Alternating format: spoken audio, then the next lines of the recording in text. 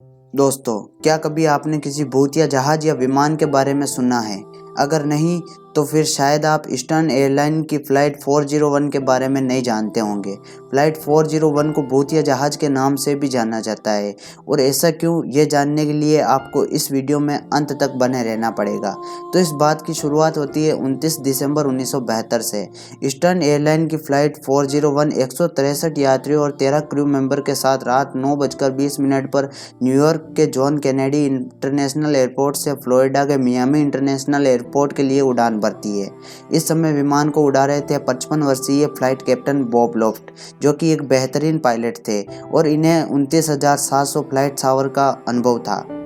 वहीं इनके को पायलट के तौर पर 39 साल के स्टॉक स्टिल मौजूद थे, जिन्हें कुल 5800 फ्लाइट आवर्स का एक्सपीरियंस था। साथ ही फ्लाइट इंजीनियर की भूमिका निभा रहे 51 साल के डॉन रेपो मौजूद थे, जिन्हें 15,700 फ्लाइट आवर्स का अनुभव था। तो अब हुआ कुछ यूं कि रात 9:20 पर जॉन कैनेडी इंटरनेशनल एयरपोर्ट से उड़ान भरने के बाद सब कुछ सामान्य चल रहा था। यात्री अपनी यात्रा का लुत्फ उठाने में बिजी थे, तो वहीं क्रू मेंबर भी अपने काम में लगे हुए थे। जहाज को उड़ते हुए अब लगभग 2 घंटे से भी ज़्यादा का समय बीत चुका था और अब समय हो चुका था 11:30 का। इसी समय इस जहाज को मियामी के ऊपर से होते हुए मियामी इंटरनेशनल एयरपोर्ट पर लैंड करना था। इसलिए जहाज के मुख्य पायलट बॉब लॉफ्ट के द्वारा जहाज के लैंडिंग गियर के लीवर को नीचे किया गया। आपकी जानकारी के लिए बता दें कि लैंडिंग गियर प्लेन को टेक ऑफ और लैंड करने में मदद करता है और लैंडिंग गियर के खुलते ही नोज गियर नाम इंडिकेटर का रंग हरा हो जाता है। लेकिन यहाँ कुछ अलग हुआ। दरअसल को पायलट स्टॉक स्टिल ने जब उस इंडिकेटर की तरफ देखा तो वहाँ उन्हें कुछ हैरान कर देने वाला नज़ारा दिखा। दरअसल लीवर के नीचे होने के बाद भी वो इंडिकेटर जला ही नहीं था। इसलिए स्टॉक स्टिल ने तुरंत ये बात अपने कैप्टन बॉब को बताई। फिर कैप्टन बॉब ने इस लैंडिंग गियर को फिर से ऊपर उठाकर नीचे गिराया, लेकिन इस बार भी ये इंडिकेटर नहीं जला। दोनों पायलट्स को समझ नहीं आ रहा था कि आखिर ये इंडिकेटर जल क्यों नहीं रहा है और बिना इस इंडिकेटर के जले इस बात का अंदाज़ा भी नहीं लगाया जा सकता था कि प्लेन का लैंडिंग गियर खुला है या नहीं। और अगर बिना लैंडिंग गियर के खुले प्लेन को लैंड करवाया जाता तो उसे एक बड़े हादसे का होना तय था। पायलट ने देरी न करते हुए एटीसी को इस बात की जानकारी दी कि उनके जहाज का लैंडिंग गियर नहीं खुल रहा है। इसके बाद एटीसी ने पायलट को निर्देश दिया कि वो तुरंत अपने जहाज को 2000 फीट की ऊंचाई पर ले जाए। इसके बाद कैप्टन बॉब जहाज को 2000 फीट की ऊंचाई पर लेकर गए, जहां पश्चिमी दिशा में बने बादलों के ऊपर यह जहाज मंडराता रहा। इसके बाद कैप्टन बॉब ने को पायलट स्टॉक स्टिल से कहा कि विमान को ऑटो पायलट में डाल दो और ऑटो पायलट के डालने के 80 सेकंड बाद तक यह जहाज 2000 फीट की ऊंचाई पर उड़ता रहा। इसके बाद फ्लाइट इंजीनियर डॉन रेपो जब केबिन में आए तो फ्लाइट कैप्टन बॉब ने उनको इंडिकेटर में आई इस खराबी को चेक करने के लिए कहा। फ्लाइट इंजीनियर रेपो ने इस पूरे इंडिकेटर सिस्टम को खोल दिया और उसे बारीकी से चेक किया, लेकिन सब चेक करने के बाद भी ये इंडिकेटर नहीं जल रहा था। इसके बाद उन्होंने इस बटन को दबाया, जिसके दबाने पर यह पता चलता है कि जहाज के सभी सिस्टम सही से काम कर रहे हैं या नहीं, लेकिन उस बटन के दबाने पर भी ये इंडिकेटर नहीं जला।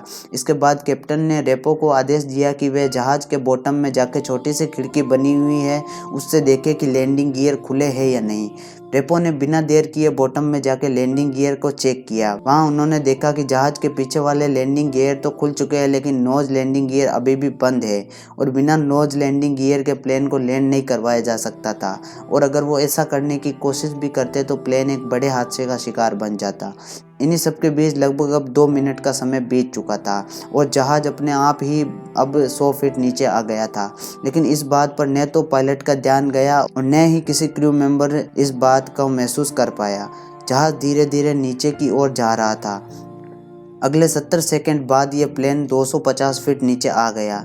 यह ऊंचाई खो देने के बाद सभी अलार्म एक साथ जोर जोर से बजने लगे।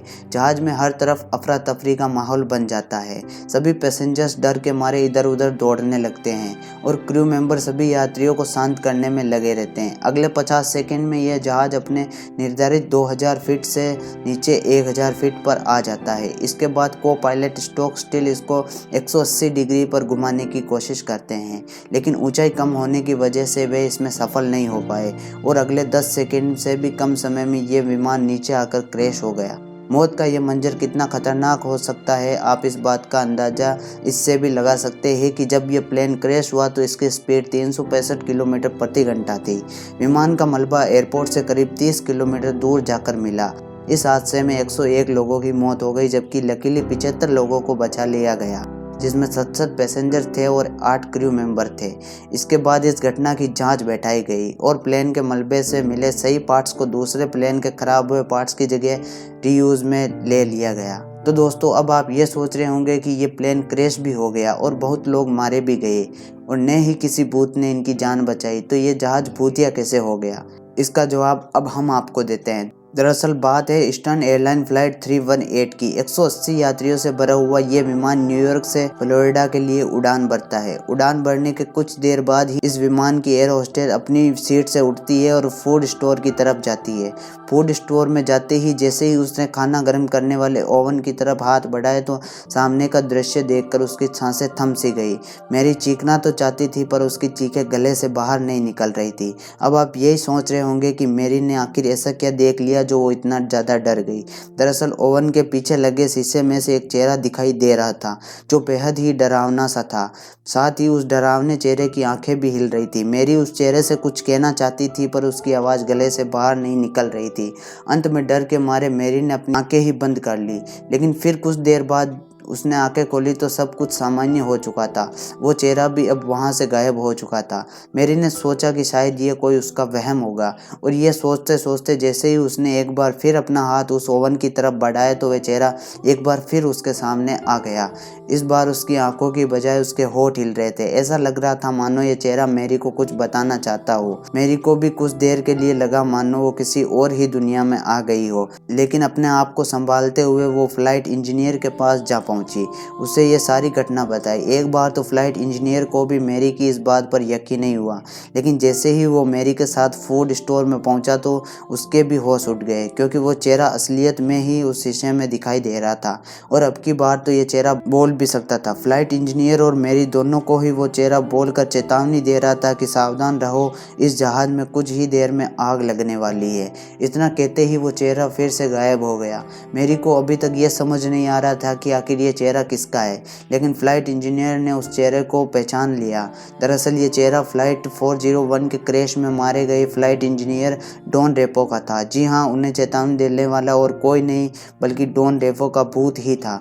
इसके बाद फ्लाइट इंजीनियर और मैरी ने ये बात सभी क्रू मेंबर और पायलट को बताई, लेकिन किसी ने भी उनकी बात पर विश्वास नहीं किया। लेकिन इसके बाद फ्लाइट जैसे ही कुछ आगे बढ़ी तो मेक्सिको के पास पायलट को प्लेन के इंजन में से कुछ गड़बड़ी लगी।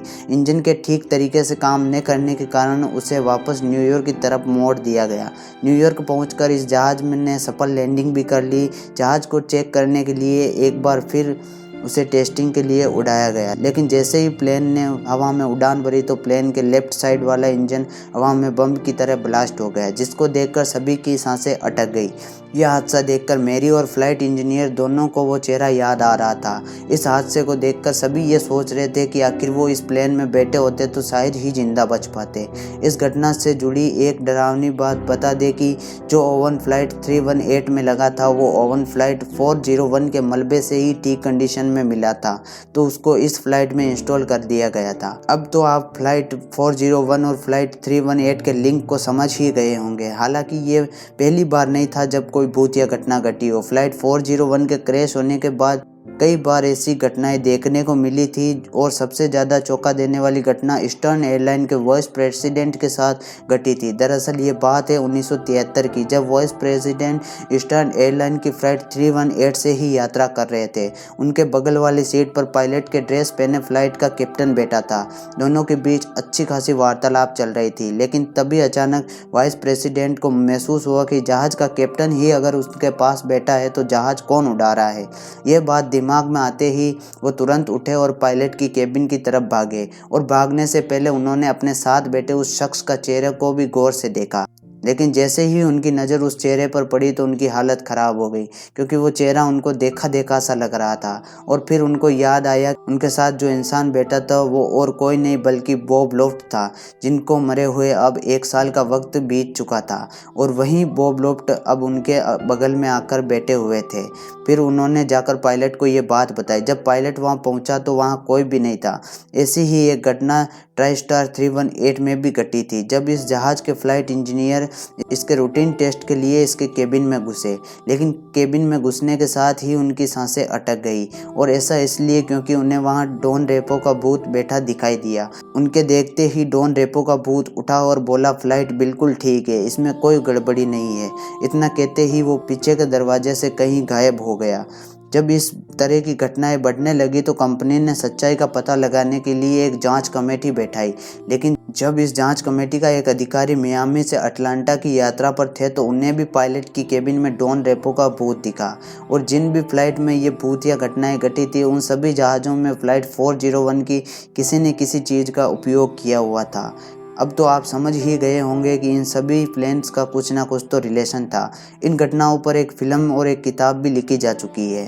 खैर जो भी हो दोस्तों, इस बारे में आपकी क्या राय है हमें कमेंट में ज़रूर बताएं। और अभी तक आपने इस चैनल को सब्सक्राइब नहीं किया तो सब्सक्राइब ज़रूर कर दीजिए, ताकि हमें काम करने का मोटिवेशन मिले। मिलते हैं किसी और घटना की किसी और वीडियो में, तब तक के लिए खुश रहिए, स्वस्थ रहिए।